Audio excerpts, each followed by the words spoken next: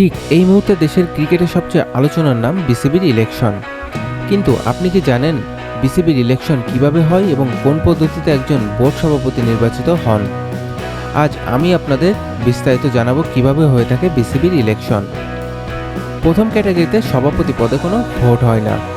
বিসিবিতে পরিচালক পর্ষদে 25 জন সদস্য রয়েছে, যাদের মধ্যে থেকে সবাই যাকে নির্বাচন করবে সেই ভোট প্রেসিডেন্ট হিসেবে সিলেক্টেড হন।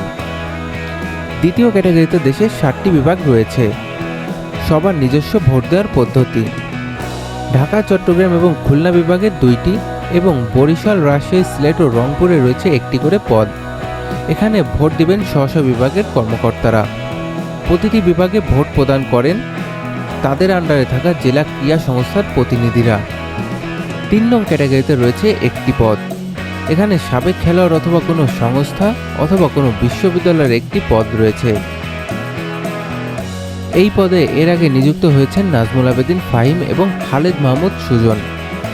এর বাইরে এনএসসি কোঠায় একটি ডিরেক্টর পদ রয়েছে, যা আপনারা অনেক আগেই জেনে থাকবেন। ন্যাশনাল স্পোর্টসিং কাউন্সিল এর আগেই নিয়োগ দিয়েছে ফারুক আহমেদ এবং আমিনুল ইসলাম বুলবুলকে। এই কোঠায় কোনো নির্বাচন হয় না।